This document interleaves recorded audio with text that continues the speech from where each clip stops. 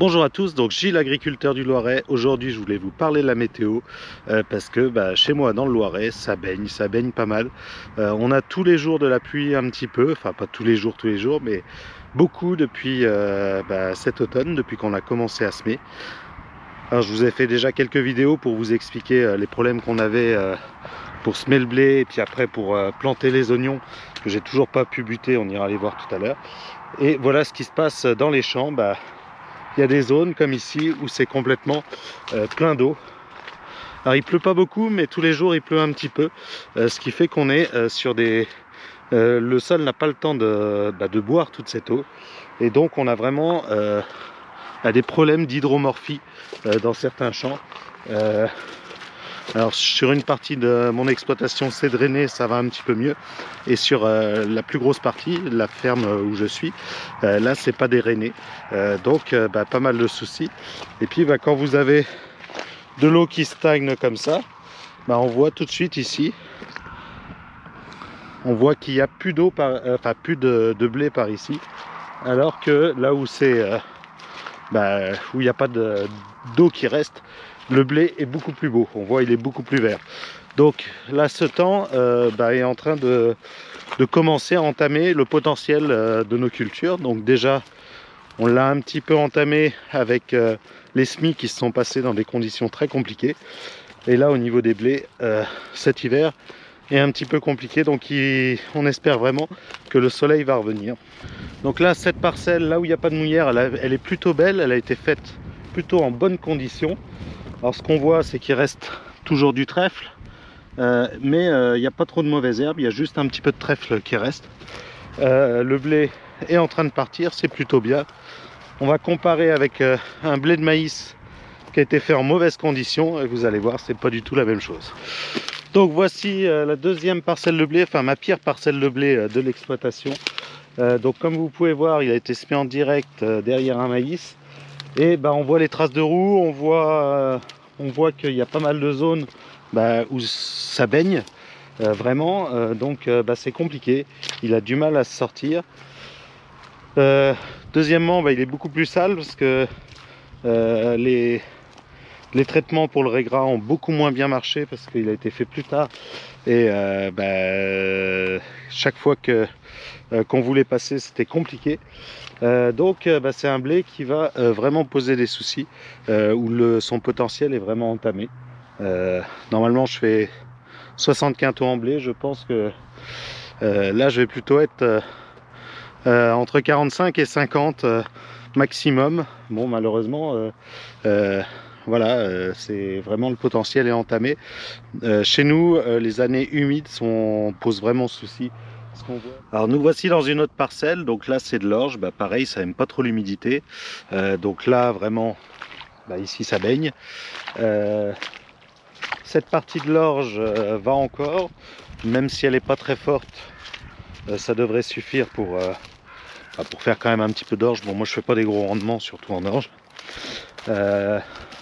mais on voit bien que toutes les parties qui sont un petit peu inondées, l'orge elle est un peu toute jaune, elle a du mal.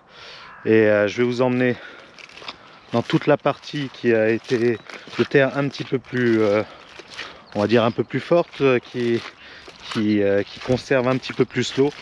Donc là il y a tout un tas de zones où il n'y a plus d'orge du tout, on va aller voir. Donc voilà, pour comparer, ici on est plutôt sur un haut de parcelle.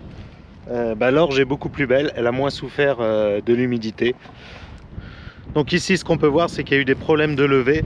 Des problèmes de levée de l'orge, justement à cause de l'humidité qu'on a eu à l'automne. Et concrètement ici, il n'y a pas assez de plants pour pouvoir faire une bonne orge derrière. Donc il y a des zones où c'est vraiment, on voit toutes les zones un peu plus humides, comme là il y a un rond. Concrètement il n'y a plus grand chose, il y en a un petit peu, mais voilà, ça a fortement pénalisé l'orge, toute l'humidité qu'on a pu avoir à l'automne. Alors sûrement que les désherbants ont aussi, là où il y avait justement un petit peu plus de stagnation d'eau, on fait du dégât aussi sur les orges. Mais bon, l'orge est une plante qui aime vraiment pas l'humidité, donc toute cette partie qui est censée être un petit peu de la meilleure terre. Bah, concrètement, je dois la ressemer puisqu'il manque une grande partie des plants, alors que la partie plus cailloux, bah, comme vous avez pu voir tout à l'heure, c'est déjà, bah, on la voit par là, c'est beaucoup plus vert que cette partie-ci.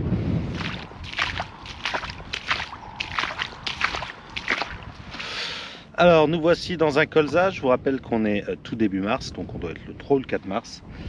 On a les premiers colzas qui sont montés, qui sont en fleurs. Les autres vont suivre, vont partir, donc c'est vachement plus tôt que d'habitude. Pourquoi? Parce qu'on n'a pas eu de froid cet hiver, vu qu'on a été tout le temps en période d'humidité. Bah, quand il y a de l'humidité, il n'y a pas de froid. Et donc bah, les plantes sont plutôt en avance. L'autre conséquence de l'absence de froid, c'est que bah, voilà, c'était un colza associé.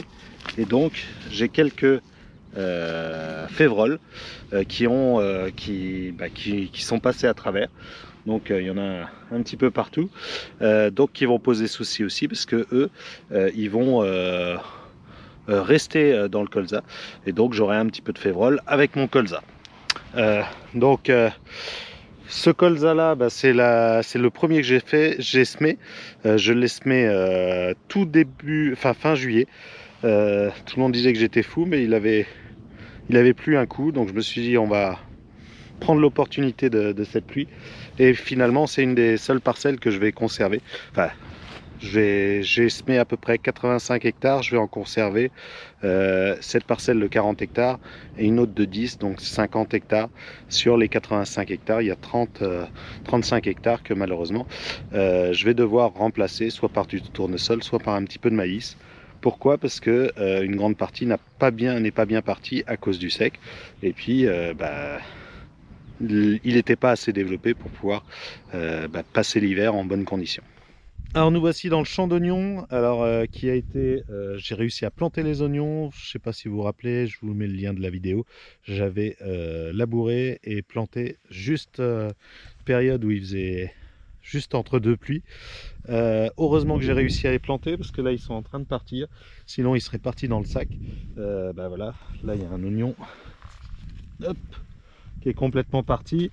Il y en a quelques-uns qui commencent à sortir de terre.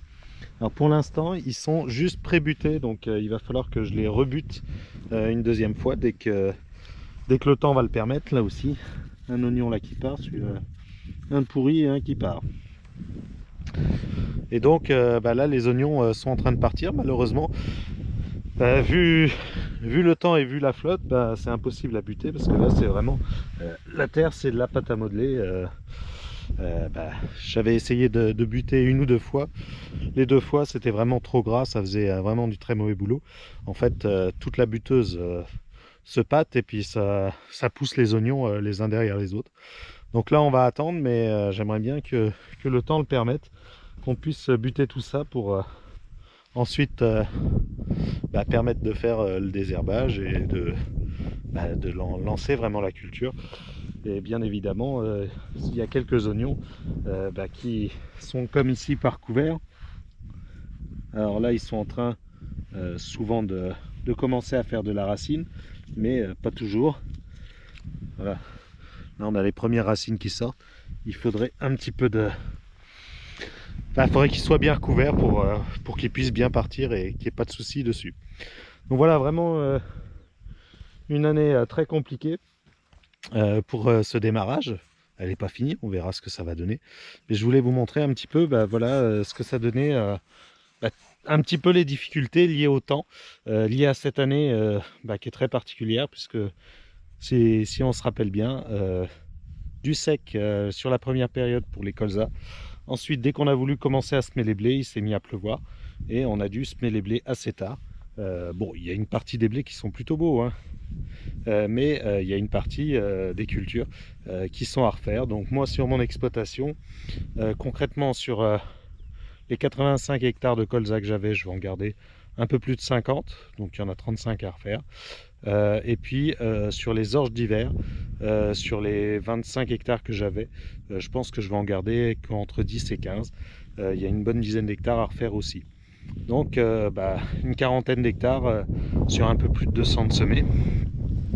Donc c'est embêtant parce que les cultures de printemps, j'ai pas d'irrigation sur toute la ferme, donc là où j'ai un peu d'irrigation, j'ai remis un peu de maïs, donc une dizaine d'hectares en plus de maïs.